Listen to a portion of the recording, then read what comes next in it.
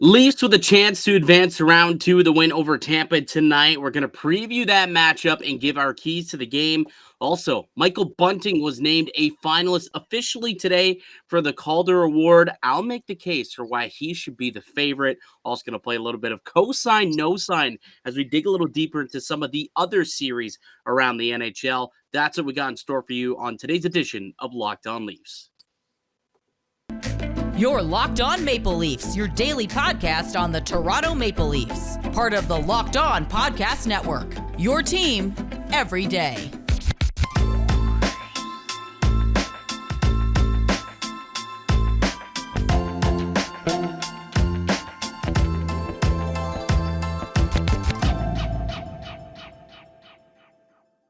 Hello and welcome to the Locked On Leafs podcast, your one-stop shop for all things Leafs. I'm your host, Mike DiStefano from TSN 1050 Toronto Radio, also known as Al's brother from TSN 1050's Overdrive and Leafs Lunch. Joining me, it's my co-host, Dave Morassutti from Sportsnet, also a writer for the NHLPA. Locked On Leafs is a daily Maple Leaf-centric podcast, so be sure, if you haven't already, subscribe to the show so you can get that new Leafs content directly to you each and every day, completely free, wherever you get your podcasts. You can also subscribe to it on YouTube if you haven't done that already. We're giving away a jersey when we hit 1,000 subs, and we're so close, up to I think almost 750. So we're about 3/4 way there, Dave. So keep on subbing, share it with your friends, share it with all of Leafs Nation. There are millions of us out there as part of Leafs Nation. Let's get to 1,000, and let's get this thing rolling on today's pod, Dave, because this might be one of the most important games for the Maple Leafs that they have had in a long time. Obviously, they've had chances to, get some upset or advance last year and the year before against Montreal and against Columbus, but for them to be able to be in the driver's seat and a chance to eliminate the Tampa Bay Lightning in front of their home crowd in 6 games would just be an absolute boon for this club. It would. What better way to exercise your demons? First off, no, not blowing a lead in a series. That'd be a really good one. Getting over the first round hump, and then beating an opponent that had all this playoff success coming into this series. It'd be the trifecta for the Leafs. It would set up perfectly for the narrative. It absolutely would. We'll dive deeper into this matchup, into this game in just a moment. But before we get into it, I want to discuss Michael Bunting really quickly. He's coming off of his best playoff game. He was tremendous the other night alongside Matthews and Marner, getting put back up on that top line and kind of understanding that if he didn't play well, it's a bit of a short leash at this point in the season, and he seized the opportunity, and he was fantastic in Game 5, expecting much of the same in Game 6. But he was also rewarded the very next day by being named a Calder finalist for the Rookie of the Year award. He, along with Mo Seider and Trevor Zegras, the 3 finalists. The award ceremony is going to be next month sometime. I believe isn't it supposed to be in the middle of Game 3 and 4 of whichever city is the hosting the Cup playoffs or the Stanley Cup in Game 3 or 4? Isn't that how it's working out this year? It's something along those lines. It's totally different. Like if it's a Colorado Leafs final, it's going to be held in Toronto because they'll be in Games 3 and 4. It'll be Toronto, and that's where they're going to have the ceremony. Correct? I believe that's what I was led to believe when I kind of heard the idea for the first time, and it's just like, we're taking it out of Vegas. Like, really?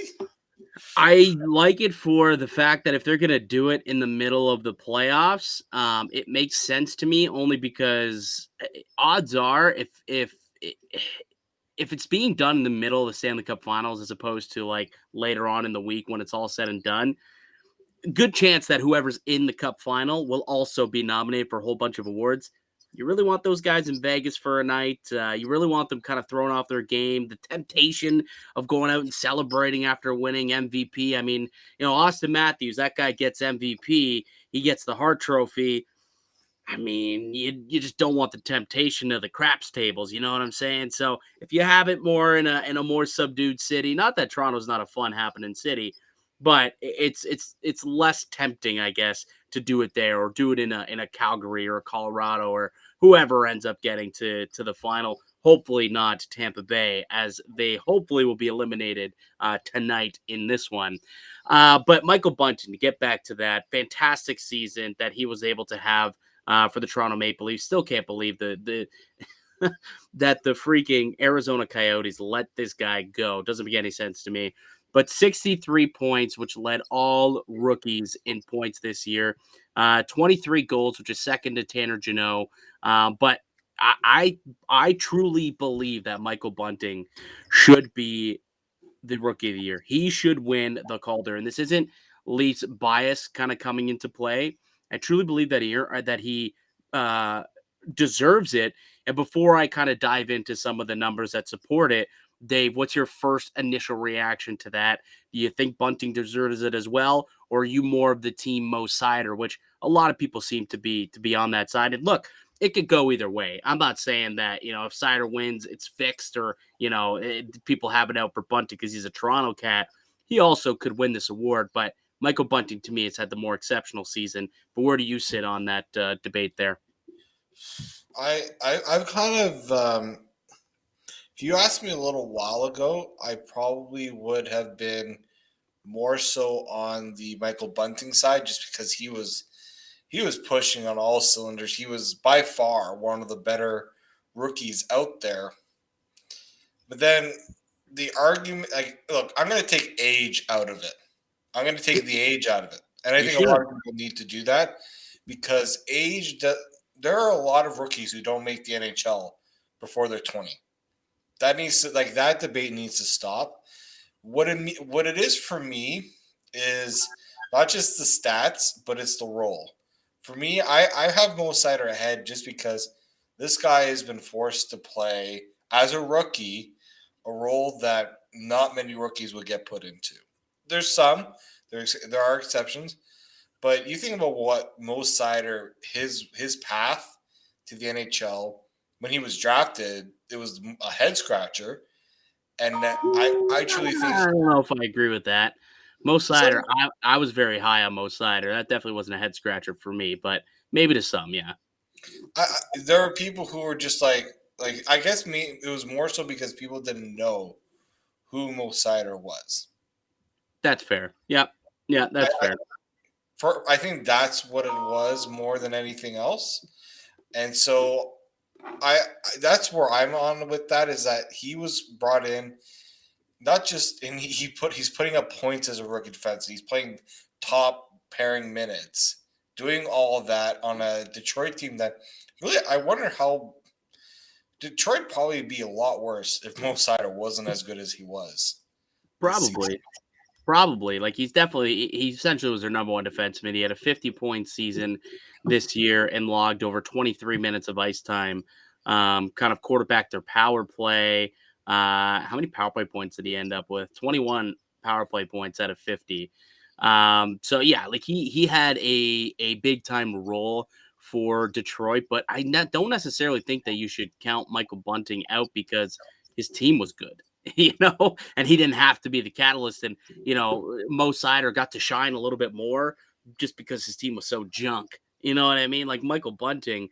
And hey, also, I know the playoffs don't matter, but if you were of the belief that, hey, anybody could score with Austin Matthews and Mitch Marner, Nick Ritchie did not score with Mitch Marner and Austin Matthews early in the season, and those guys didn't quite get going until Michael Bunting kind of came onto the scene.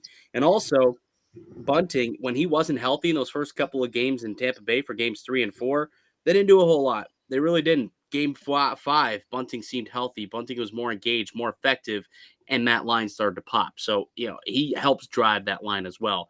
But I want to dig into the numbers a little bit and stick up for my guy Bunts here. Scarborough zone. He's a local kid in Toronto. Came home to play. Sweetheart deal of what, $950,000 for this year and next. It's incredible for a guy who just had a 63-point season that at 26 years old, and he's still going to be making less than $1 million next year.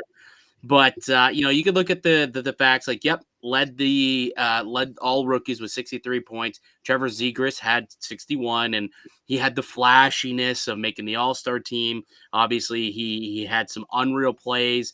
Everybody remembers his assist that he was able to get with who was it that scored the actual goal? Was it Sonny Milano? Sonny Milano, yeah. So when he popped it up to Sonny Milano behind the net, he had a Michigan goal. He was flashy at the All-Star break with the whole dodgeball thing. Like, it was awesome. And he's going to be a star in this league because he's such a great personality.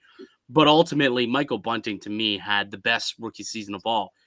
Sure, Michael Bunting, 63 points, or Trevor Zegras had 61 points, which is pretty close to Bunting. And if you actually look at points per game, Zegras, who missed some time, ended up with more points per game overall than Michael Bunting. But when you really dissect and you really start to get into the numbers here, that's where Michael Bunting starts to stand out as the guy amongst all rookies in the NHL.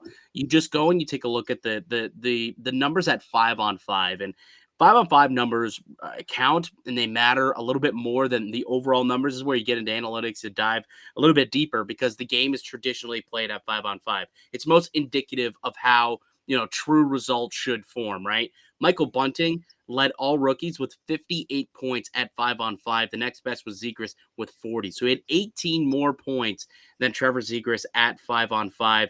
He led all rookies in goals at 5-on-5 with 21 of his 23 coming, in at even strength. Tanner Jeannot, 4 back to him at 17. But really, what to me really sets it across, and individual expected goals. So him getting to those areas and getting off those chances. 20.26 individual expected goals. Next best was Lucas Raymond at 13.73. Zegras was 12.93. And then obviously you'll have a defenseman who's much lower than that. But he was doing it with his expected numbers. But the one that really, to me, is kind of a mic drop type of statistic for me. If you look at total points for 5-on-5 this year, total points at 5-on-5, Michael Bunting was 6th in the entire NHL, tied with Connor McDavid. This guy was just as productive as Connor McDavid was at 5-on-5 this season. You're going to tell me that you're not going to reward that guy with a Rookie of the Year trophy? Come on now. Connor McDavid, he tied Connor McDavid with production at 5-on-5, and he had way less ice time. You look at the per 60 numbers, which I'll bring those up right now. I mean, the per 60 numbers are even more incredible, to be quite honest with you. I'm pretty sure he may have even been top 5 when you look at it per 60. And that's just something that I think is absolutely ludicrous and ridiculous. If I would have told you that Michael Bunting, when he signed his contract, was going to be a top 5, top 10, top 20, 30 player at points per 60 this season in the NHL, you'd think that I'm on crack at the beginning of the year. But here he is. We're through 82 games of the season, and this guy was a top 10 player. He was 8th, 3.18 points per 60, which was ahead of Fiala, ahead of Stamkos, ahead of Huberdeau, ahead of Kucherov, ahead of Nathan McKinnon, ahead of Jason Robertson, Brad Marchand. You have to go all the way down to Connor McDavid at 29 in terms of points per 60, and he's got more production, and it's just total efficiency when he's out there. Is he playing with 2 of the best players in the game today, and Mitch Marner and Austin Matthews? Absolutely. But a big reason why they had monstrous years, I don't think it's a coincidence that you had a guy like Michael Bunting also in there doing the stuff that he did to allow them to also elevate and take their game to the next level. I don't think he should be punished for that. He should be encouraged because he was the missing ingredient. I mean, Marner and Matthews, I mean, even Michael Bunting or Zach Hyman didn't put up these numbers last year, and that guy went off to get a $5.75 million contract in Edmonton, right? And Bunting excelled him and outproduced him.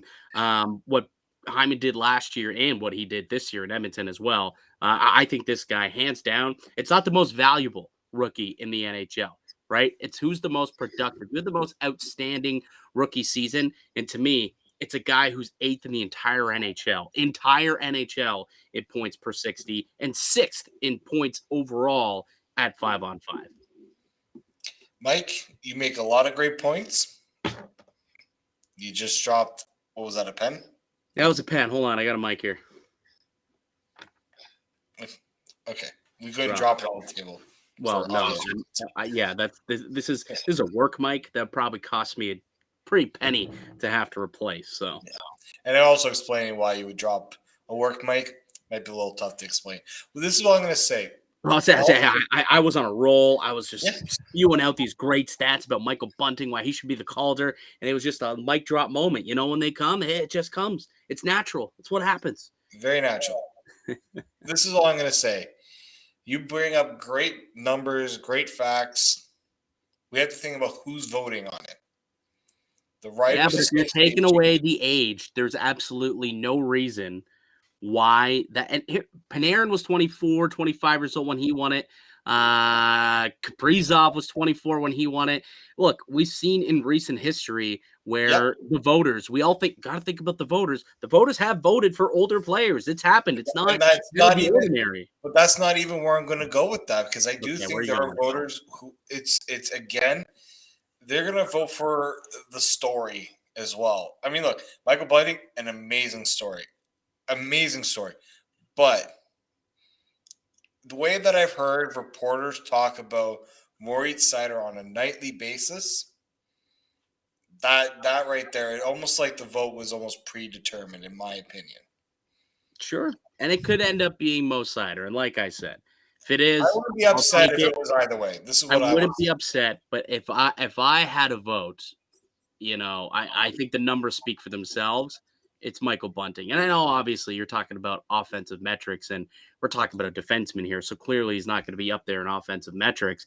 But at the end of the day, like, we're putting him in terms of production and efficiency, he's up here analytically with guys like Kirill Kaprizov. He's up there, right below Kaprizov, right below Tkachuk, Matthews, ahead of Stamkos, ahead of Fiala, who had an 85-point season, ahead of Huberdeau Kucherov. Like, the dude had a remarkable, remarkable season.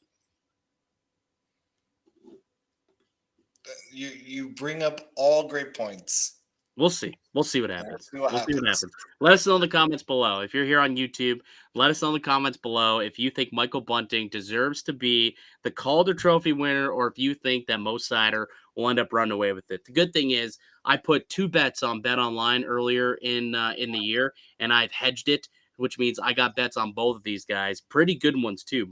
Bunting at the beginning of the season was like plus 3,200. Like, he was such a long shot. Like, they didn't even think this guy. People didn't even know that he was eligible because he was 26. Like, no, he was actually 2 days eligible, because if he would have been born 2 days prior, he would not have been. But because he was 25 at the start of the league year, he was eligible. And there's a couple other things too, which kind of is funny.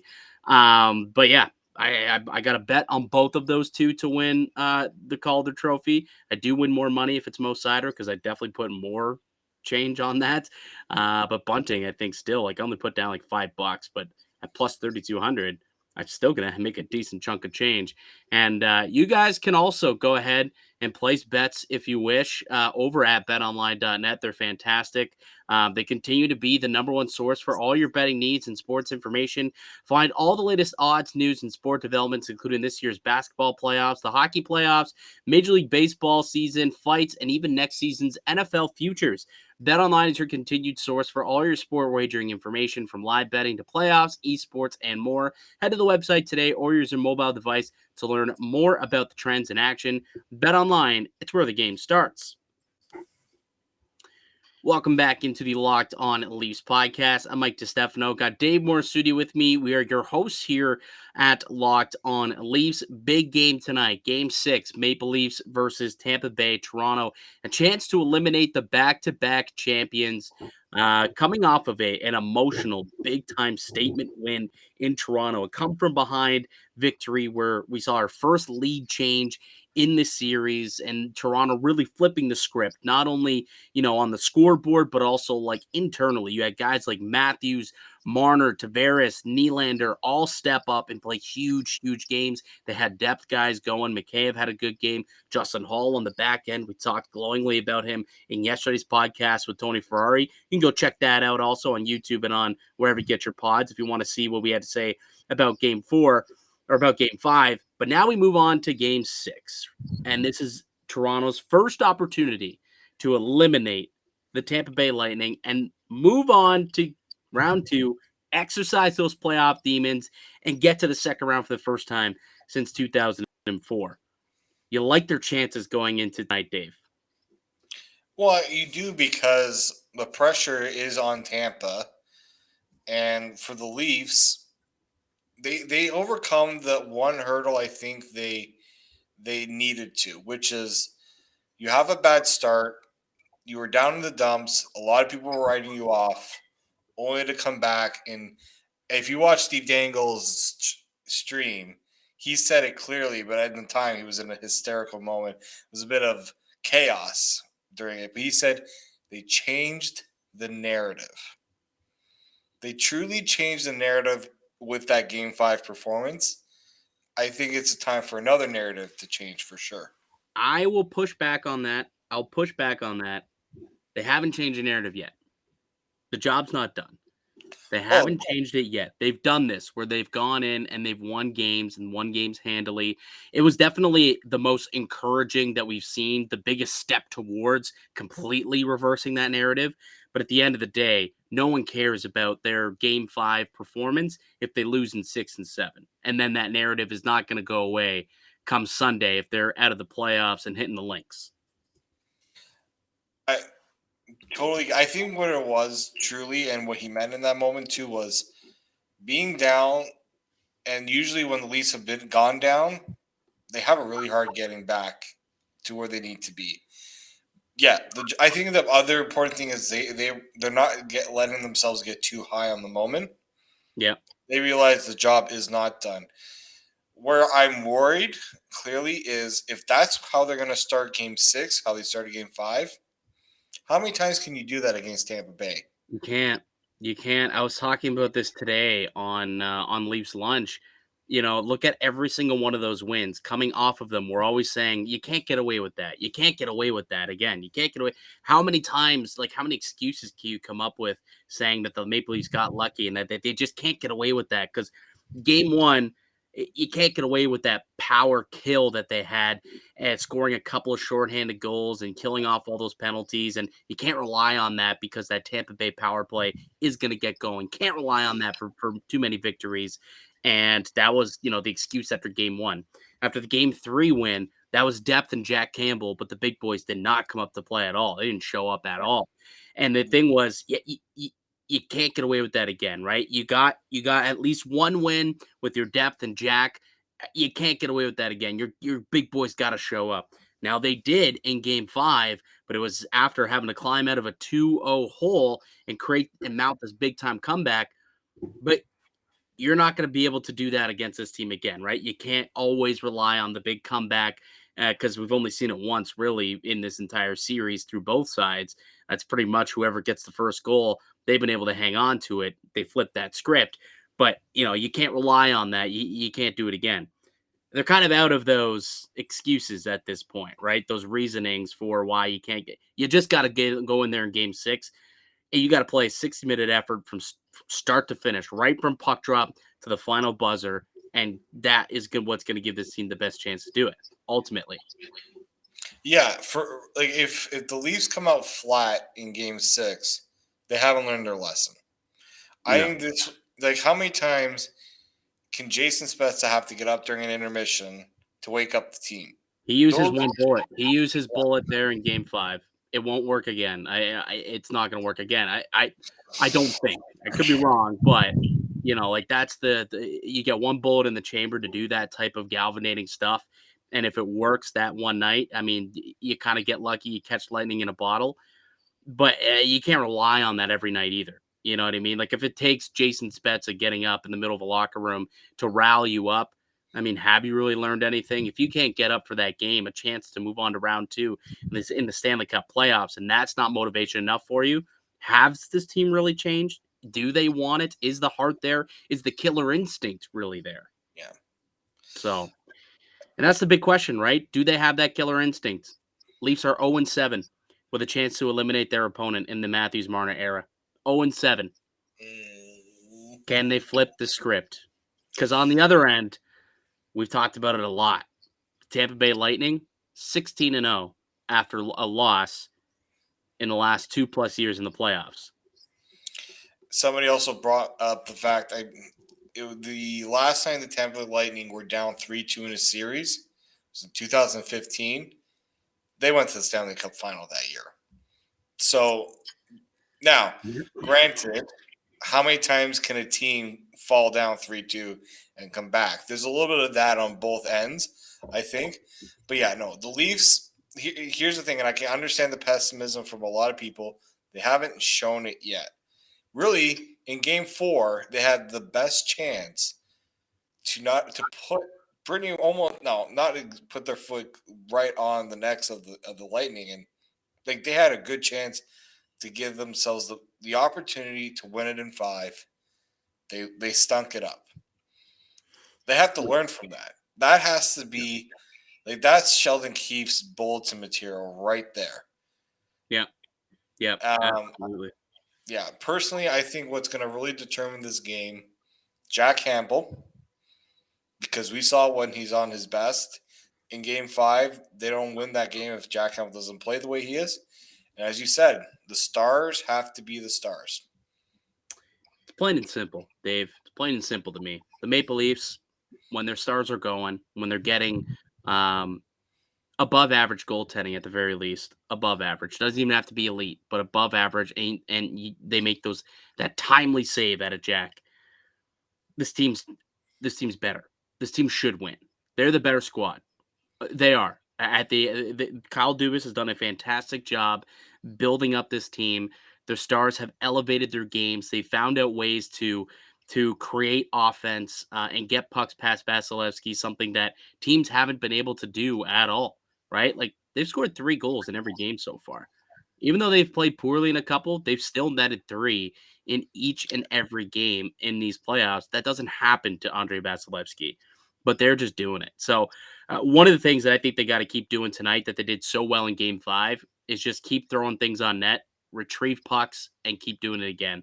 Right. So I think the puck retrieval process that was working in game 5, you got to replicate that in game 6, give you so many opportunities, get bodies in front of the net, crash and bang onto rebounds. Hopefully you can get a tip in front, similar to what we saw with the Tavares goal on the power play. I think that's probably going to be the best recipe for success here in game number 6, and take the crowd out of it quick. Don't allow Tampa to get that first goal like they've done in both games 4 and game 5. You got away with it in game number 5, right? They went up 2-0 and you were able to weather the storm. Jack made some massive saves to keep you into it long enough for the big boys to finally flip the switch and get going. That's got to happen right from the get-go tomorrow. Hopefully they can get the first goal, silence the crowd, and then they can kind of just keep playing their game, man. Keep playing the skill game. That's what they got to do. Keep playing the skill game, speed, forecheck hard. That's how this team is going to win, and that's what they got to do tonight. That's pretty much it. Like if we try not to always try to simplify things. It's easy to simplify things, but in a situation like this, when it comes to Leafs, it's pretty simple. We've seen it time and time again. You just got to do it for one more game at least. You think Austin Matthews ahead of this game, filling up on some athletic greens, getting ready for the big time performance tonight rather? If he isn't, he's missing out on the best chance with one delicious scoop to absorb 75 high-quality vitamins, minerals, whole food source superfoods, probiotics, and adaptogens that can help you start your day right. This special blend of ingredients supports your gut health, your nervous system, your immune system, your energy, recovery, focus, and aging. All the above. So, why should you choose Athletic Greens? I mean, there's so many reasons, but here's the best one. It's lifestyle friendly, whether you eat keto, paleo, vegan, dairy-free, or gluten-free. It contains less than 1 gram of sugar, no GMOs, no nasty chemicals, or artificial anything, while still tasting good.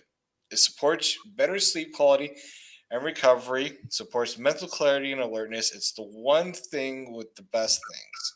Athletic Greens uses the best of the best products based on the latest science with constant product iterations and third-party testing. Also, it costs you less than $3 a day.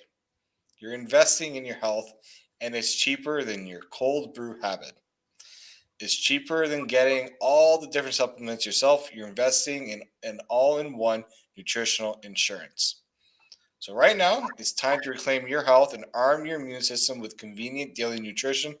It's just one scoop and a cup of water every day. That's it. No need for a million different pills or supplements to look out for your health.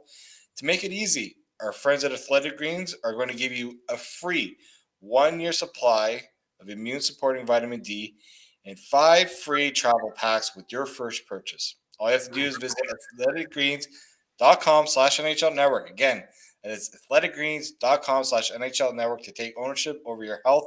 Pick up the ultimate daily nutritional insurance.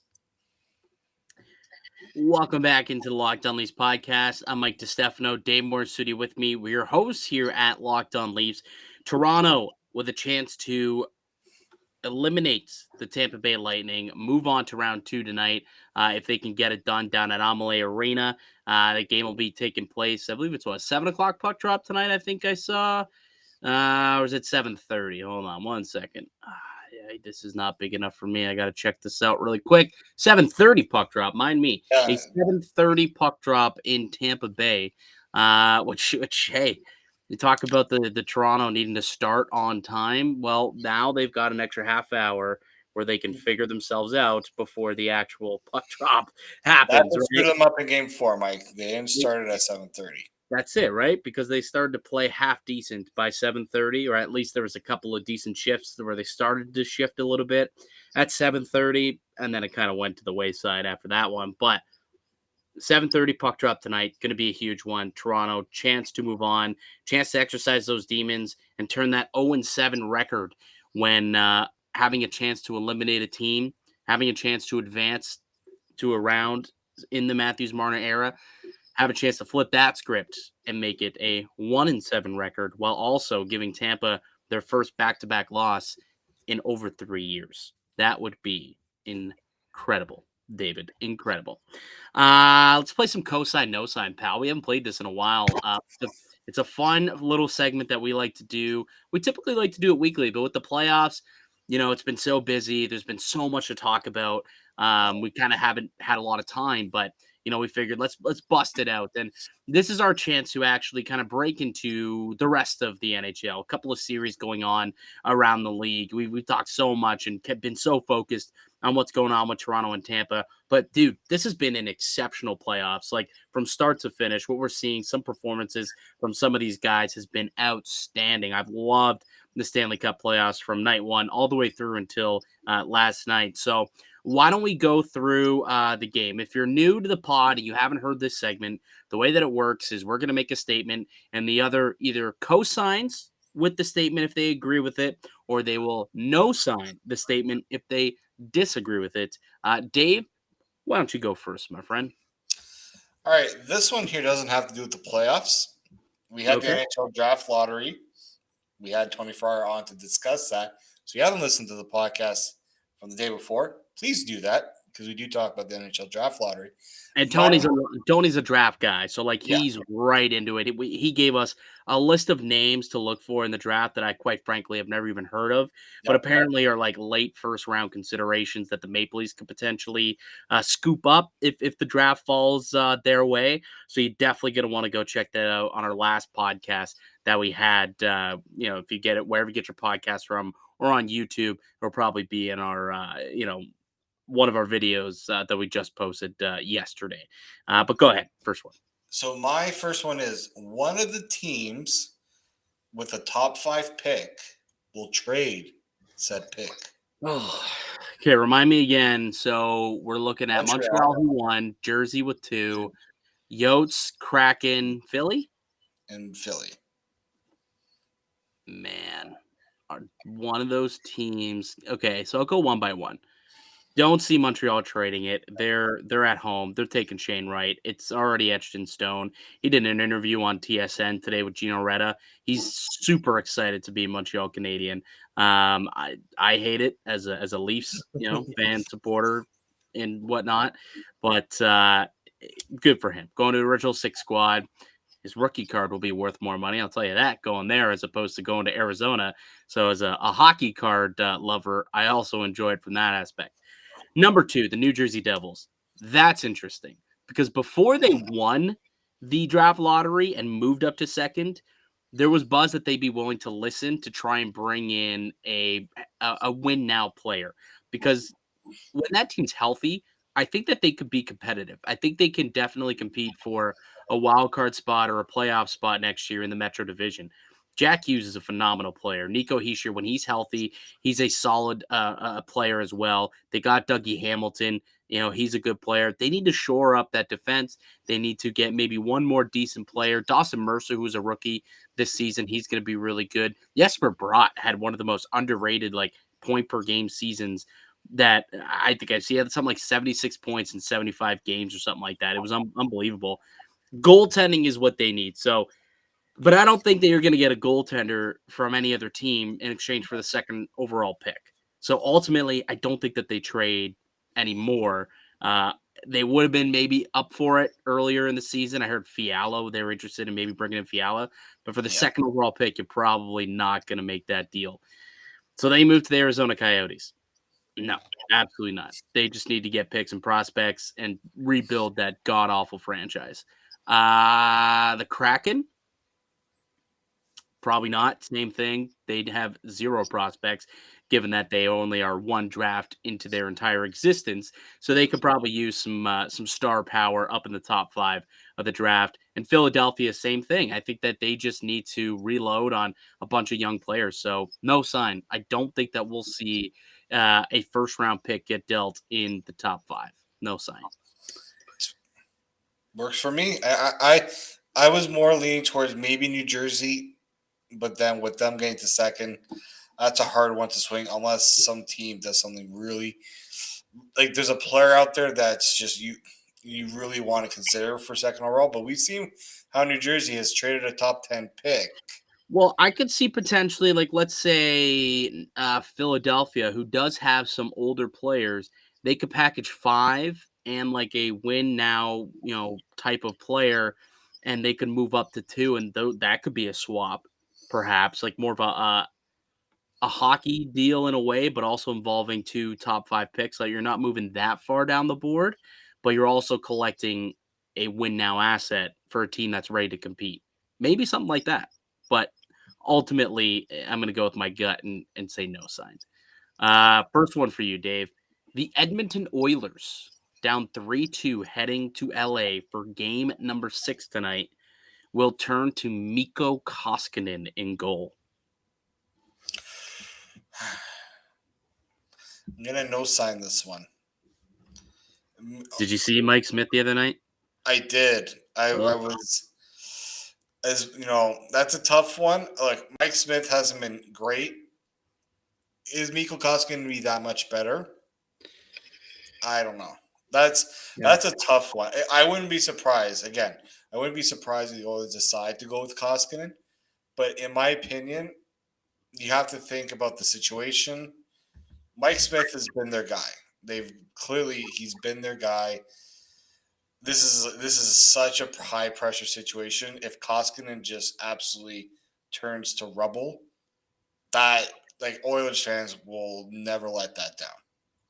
Did you hear McDavid's comments? I don't know if it was post game or if it was this afternoon. Was it the one where he said, "When you score 4, you should expect to win"? Yeah. Doesn't that seem like a shot to the goaltender? In a way, it does, yes. But here's my other thing: Mike Smith didn't get any help in that. No, the first period. No, dummy, absolutely dominated. I think it was 14-2 in shots at one point. Yeah, I'm sorry. In the first period. You can criticize Mike Smith all you want. When you do, it's similar to what the Leafs did to Jack Campbell in the first period of Game 5. When you allow the opponent to dictate the pace of play, and in some ways, some of the goals, like the overtime goal, is that Mike Smith's fault that Kempe got around Connor McDavid? Duncan Keith was just like, "Oh yes, you can go this way, sir," and then at one point, does everybody else need to take accountability? Right now, Mike Smith is an easy target, in my opinion. No, you're not wrong. You're not wrong there. No Darnell Nurse, who's been suspended for a game. That's gonna be big for the Edmonton Oilers. They try to stay alive tonight in LA. All right, number 2 for you. Number 2 for me is one of the Avalanche or the Panthers don't make it past round 2 of the playoffs. Cosign. Easy cosign. The Panthers, to me, I don't find them to be as scary as maybe we once thought they were going to be. Washington's handling them. I know they're down this series. They lost 3-2 last night, but they were up 3-0. They were leading in this series could be over ultimately. Like Garnett Hathaway hits that empty netter in game 4 instead of missing it just wide, and then the Panthers come back and tie it and win in overtime. That it could be 3-1 Washington going into that game. And if it's 3-1 and they were up 3-0 in game 5, I mean, they could have just kept the foot on the necks and maybe the Panthers would have been just dejected. Like tonight's game could have went different and the Panthers would be out. Now instead they do get that lucky break and then they come back, big time come from behind victory. And now they're up 3-2 instead of eliminated or down 3-2. But ultimately, I think also whichever team makes it out of the Leafs and Lightning series is going to the Stanley Cup and representing the East. And for that to happen, Florida's out in round 2 if they don't get out in round 1. So to me, that's a 100% cosign. The early front runner for the Conn Smythe is Cale Makar. Ooh, that's a good one. You know what? I will co-sign it because he's been incredible.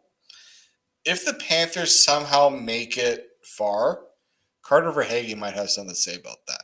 That's all. That guy had 5 points last night. He was a Maple Leaf man. Former Maple Leaf Carter Verhaeghe. He has 10 points in this series. Everyone's upset about trading away Mason Marchment. They trade away Carter Verhaeghe for Michael Grabner. Thank you, Lou.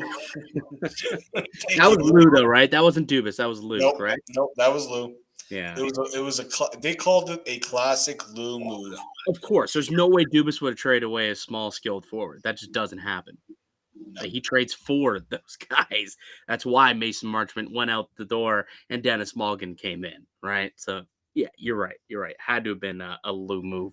But no, they both currently leading the NHL with 10 points apiece through the first round of the playoffs. Cale Makar getting it done in 4 games. As a defenseman, I think is just outstanding.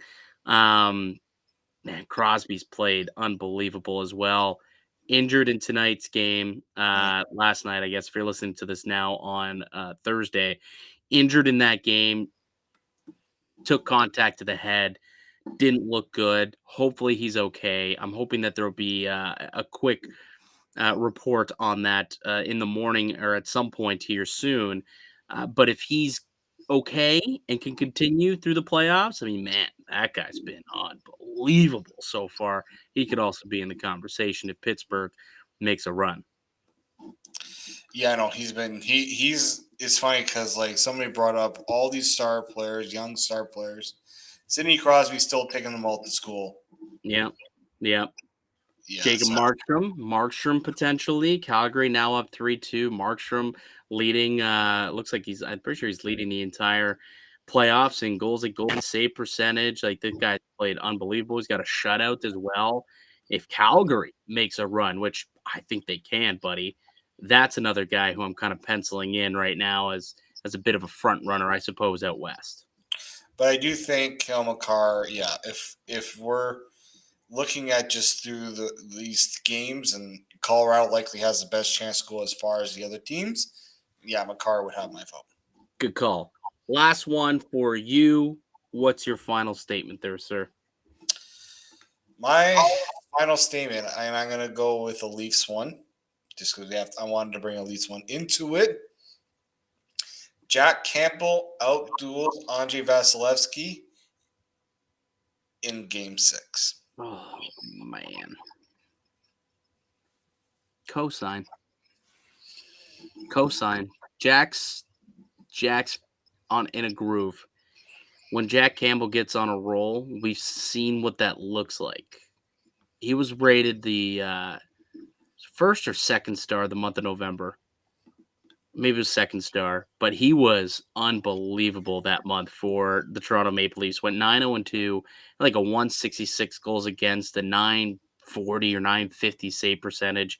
We saw what he did last year in the playoffs. He's replicating that and having some big time games, making big time stops. Just did it in game 5, kept the series alive. I think he's in one right now. He's in a bit of a groove. I like what we're seeing out of Jack. And on the opposite end, I was talking with Adam Danker from over on Locked On Lightning the other night, and there's some whispers that they're worried about Vasilevsky and the workload that he's had. Not only the first, the last couple of years with these long playoff runs, but this season, like he hasn't started this many games in his career since I think it's like the 2017 season. So it's been a long time since he's played in over 55 games in a year. So fatigue is a real thing, man, and that could potentially be at play here. So I'm going to co-sign it, be a little optimistic, and say that that Jack gets it done here in Game 6 and avoids a Game 7, which nobody really wants. No one's heart can stand a Game 7. That's for sure. So get it done in Game 6.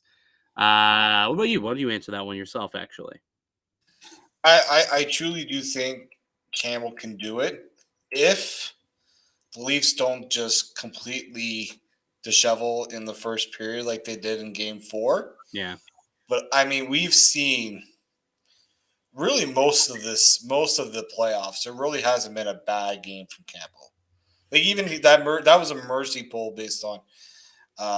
It wasn't even because Jack wasn't good. It was because the rest of the team was that bad.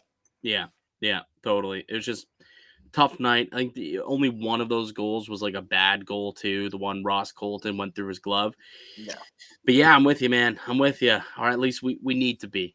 We gotta hope. We gotta put that positive vibes out into the universe, out into Leafs Nation. All right, last one for you. Last one for you here, Dave. Before we wrap things up here on today's podcast, Barry Trotz let go by the New York Islanders earlier this week. A big shocker in the hockey community. Took that team to back-to-back conference finals. Had a tough season. There was a lot that went wrong for the Islanders, though. But Barry Trotz, known as like a top 5 coach in the NHL, an absolute shock that he's out there on the market. Barry Trotz will be the coach of a team that will be eliminated in round 1 of these playoffs next season.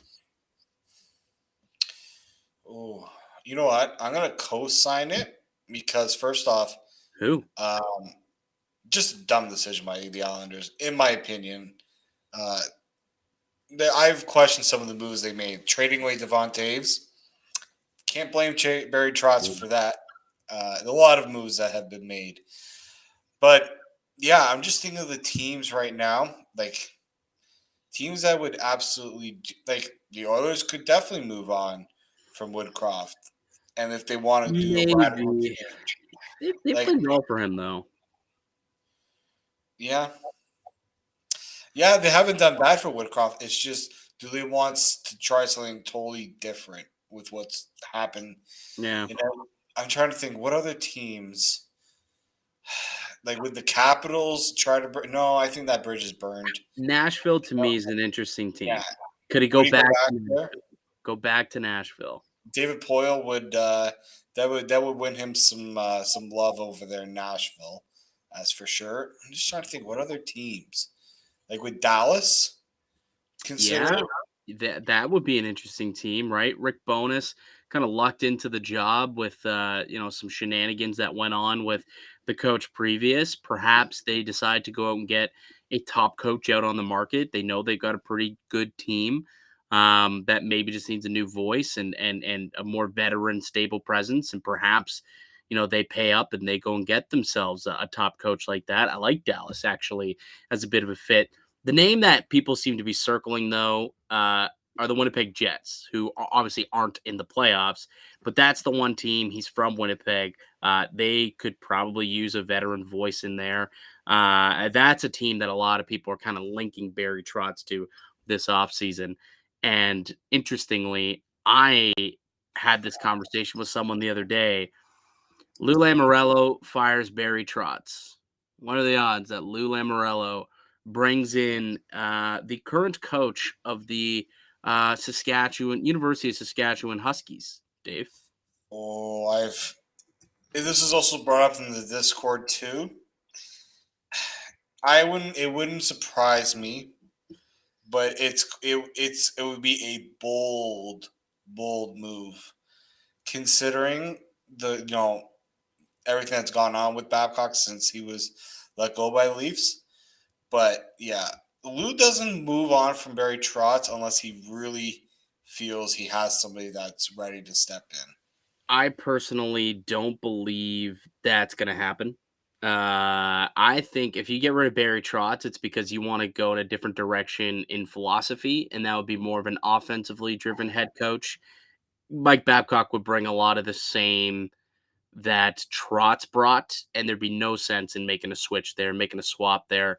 I think you still got to pay the guy $4 million, so why would you bother making the change just to bring in a guy with similar systems and a similar message and a similar methodology of how to play the game? You might as well keep the guy who's been doing it at a very high level, right? But it's an interesting conversation that I've kind of seen sparked up a little bit. Oh, does he bring his boy Mike Babcock back to the NHL? Who knows? Lou Lamoriello, he's done it before. Will he do it again? I hope not for the Islanders' sake, but perhaps. Speaking of the Islanders, before we go, did you see what CM Punk wore today in the Islanders' home arena at AEW tonight? You know what? CM Punk, big hockey fan, by the way, big Chicago Blackhawks fan. So he knows exactly what he was doing. Coming in with a John Tavares jersey. With the C on it. Islanders Tavares jersey with a C on it. Like when I saw him wearing the Islanders jersey with the C, I'm just like, oh, this could be good. Because wrestlers know, especially CM Punk, they know how to do it. They know how to do it. They know how to get that crowd to turn on them. I think it was a part of the storyline too. Fantastic job, CM Punk, noted John Tavares supporter and Islanders troll. So he's definitely a friend of the Locked On Leafs podcast. Yeah, we'll try to get him on. We'll get him on. We'll get Edge on. We'll just corner the market on wrestlers, the wrestling community, and get them involved in the pod here. All right, Dave. That's going to do it for us here today on the podcast. I'd like to thank you all for listening and supporting the show. You can subscribe to the Locked On Leafs podcast on all podcasting platforms and receive daily Leafs content. Follow myself on Twitter at Mickey_Canuck. Follow Dave at D_Morassutti. Also, make sure you go ahead and subscribe to us wherever you get your podcast, but also subscribe on YouTube. Trying to grow that YouTube community. Our road to 1,000 continues. There's a jersey involved once we get there. And in order to be eligible to win it, got to make sure that you're subscribed here to Locked On Leafs on YouTube. We'll be back with another episode tomorrow. Hopefully, it's a celebration, an absolute celebration on Friday. The Maple Leafs have a chance to exercise those demons, David. Exercise those demons. Before we go, prediction. Are we having a happy pod on Friday or a sad pod on Friday? That's it. One word. Happy pod. I guess 2 words. Happy pod or sad pod? I'm going to go with happy pod. I'm going to breed positivity that we need. Manifesting it. I'm with you, buddy. Good thoughts. Happy thoughts. Send them towards the Buds down in Amalie Arena. 7:30 puck drop. It'll be a terrific game. Can't wait for it. We'll be back to break it all down for you guys tomorrow morning. But until then, keep it locked right here on Locked On Leafs.